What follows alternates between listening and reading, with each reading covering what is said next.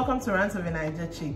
Today we are doing the concluding part of the reunion of the Real Housewives of Abuja, so that's part 2. So first of all, I'm just going to put it out there. I thought I was disappointed with the part 1 of the reunion. No. Part 2, I was even more disappointed. It was so boring, in my opinion. I don't know if it had to do with the way it was edited, or with the host, or with the cast. I do not know who to even lay the blame on, but I was just so disappointed.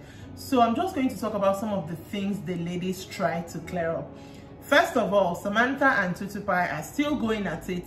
Tutu insists that Samantha tried to collect her toaster's phone number. Samantha insists she did not. So those two were still going at it. I mean, Tutu went on the rant that, is it because I'm the one who is single, you people are trying to tarnish my name, and because other people are married with kids?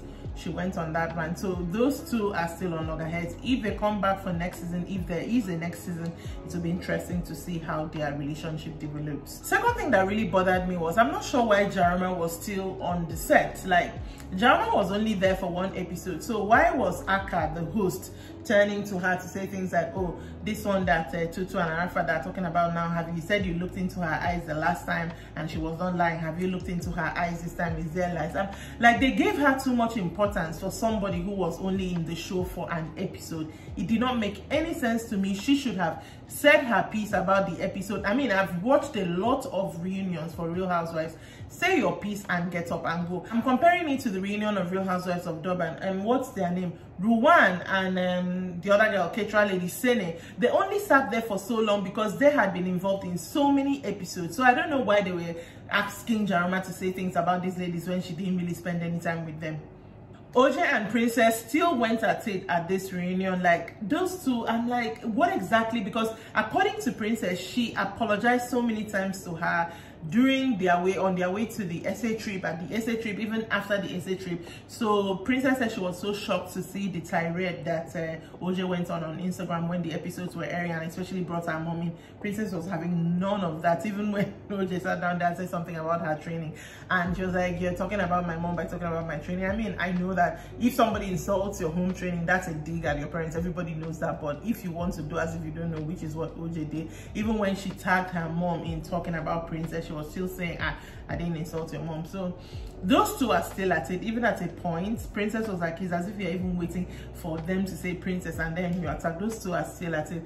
And it's very curious to me because what did Princess really do to OJ aside from her listening events? There are people who said worse things about OJ there, except I didn't watch the same show. I mean, Tutu is the one who really started the whole, she's living a fake life, she doesn't have house to live, but I mean, she did get at Tutu, but I felt like Princess got the brunt of it. So Aka asked Comfort what exactly is her relationship with Arafat. Like, are you guys friends? Are you her husband's friend? And she did clarify that yes, she is her husband's friend. That's Arafat's husband's friend. So they were like, okay, are you Arafat's friend? She said no. I mean, it was made clear to her in the ending part of the episode that they're not friends.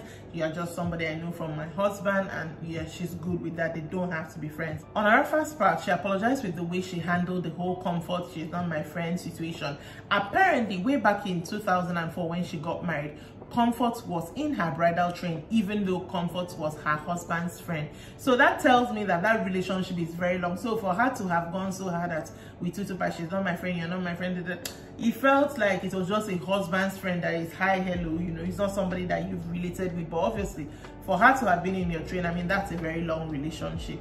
So she apologized for that. Comfort accepted the apology. So hopefully, again, if they come back in season 2, it will be interesting to see how they build off of that. Arafat laid the blame on Princess and Tutu that she listened to what people were saying, and then that's why, you know, she handled everything like that.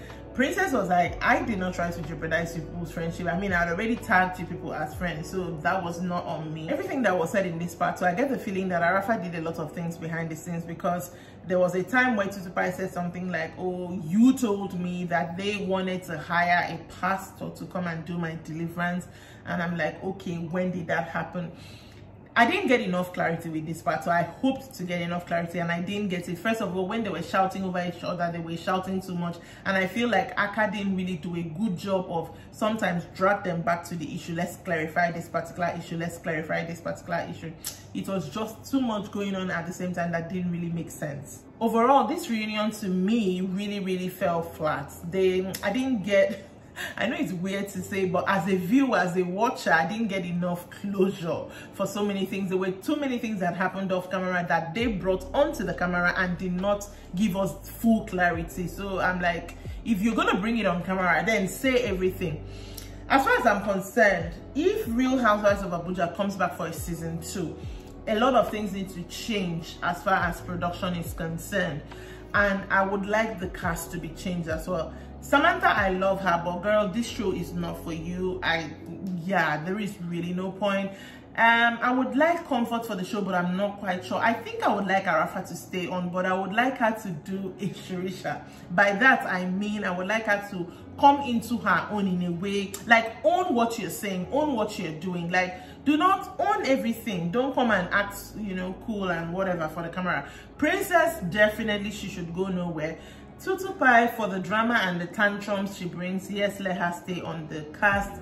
And OJ Poshorela, I'm not quite sure, but I think she would want to stay on, but I can do without her, to be very honest. And as for Jaroma, I have a feeling that they may want to bring her on as a full cast member if there is a season 2, and I'm not quite sure that I like that, because I don't like her. I mean, I've not hidden the fact that I do not like her, but if they do bring her, I know she will bring drama, but that girl should just come correct as far as I'm concerned. That is it for me for the Real Housewives of Abuja. Thank you if you stuck with me for this long. Honestly, sometimes I almost gave up. I'm not even gonna lie.